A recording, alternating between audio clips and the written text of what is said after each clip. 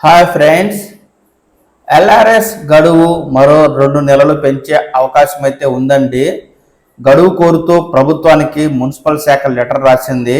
ఇందిరమ్మ ఇండ్ల సర్వేలో అధికారులు దరఖాస్తుల క్లియరెన్స్కు ఆలస్యం అవుతున్న నేపథ్యంలో ఎల్ఆర్ఎస్ గడువు పొడిగింపుతో పాటు 111 జీవో అక్రమ లేఅవుట్లకు తాకీదులు ఇస్తున్నట్టుగా తాజా అప్డేట్ అయితే వచ్చింది.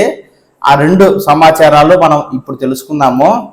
లేఅవుట్ రెగ్యులైజేషన్ స్కీమ్ గడువును ప్రభుత్వం మరో 2 నెలలు పెంచే సూచనలు కనిపిస్తున్నాయి. ప్రస్తుతం ఉన్న గడువు బుధవారంతో ముగియనుంది. ఈ నేపథ్యంలో మరోసారి గడువు పెంచాలని కోరుతూ మున్సిపల్ శాఖ ప్రభుత్వానికి లేఖ రాసినట్టు సమాచారం. అయితే ప్రభుత్వం గడువుతో పాటు ప్రస్తుతం ఫీజు చెల్లించేందుకు ఇస్తున్న 25% రాయితీని కొనసాగిస్తుందా లేదా అనే దానిపై సందిగ్ధం నెలకొంది. మరోవైపు నెల రోజుల్లో ఫీజు చెల్లింపులు పెరుగుతున్నాయని అధికారులు చెబుతున్నారు. సోమవారం రాష్ట్ర వ్యాప్తంగా 11 కోట్లు వసూలు కాగా మంగళవారం 10 కోట్లు వచ్చినట్లు మున్సిపల్ శాఖ అధికారులు చెబుతున్నారు. మున్సిపాలిటీలు కార్పొరేషన్లలో కలిపి మొత్తం 15,37,159 అప్లికేషన్లు రాగా ఇప్పటి వరకు 3,24,296 మంది 1,170 కోట్లు ఫీజు చెల్లించారు.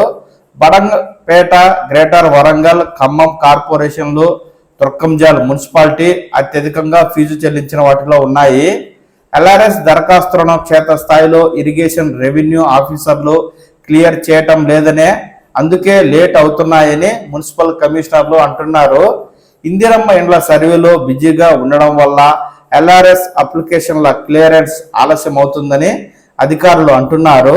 మరోవైపు అప్లికేషన్లలో టెక్నికల్ సమస్యలు ఇప్పటికీ పరిష్కారం కాలేదని, దరఖాస్తులు నిత్యం అధికారుల దృష్టికి తెస్తున్న ఫీజులు చెల్లించేందుకు దరఖాస్తుదారులు రెడీగా ఉన్నప్పటికీ ఆన్లైన్లో అప్డేట్ కావడం లేదు.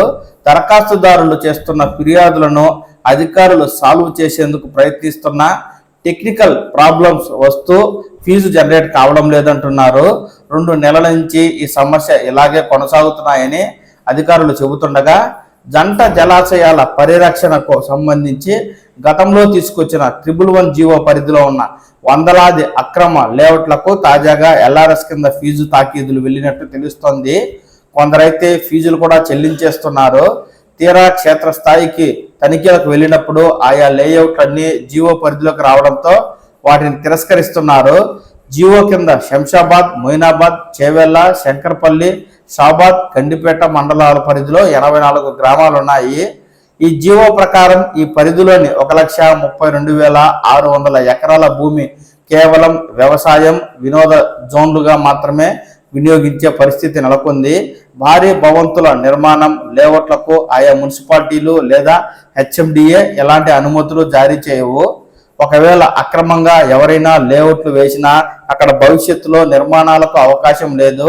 అయితే గత ప్రభుత్వంలో జీవో ఎత్తివేసినట్లు ప్రకటిస్తూ మరో జీవో జారీ చేసింది.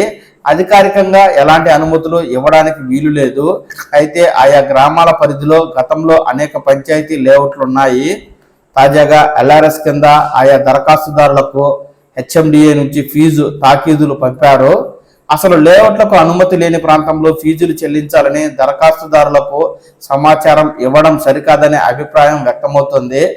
తీరా ఫీజులు చెల్లించిన తర్వాత ఆ జీవో కింద ఉండడంతో తిరస్కరిస్తున్నట్టు చెబుతున్నారు.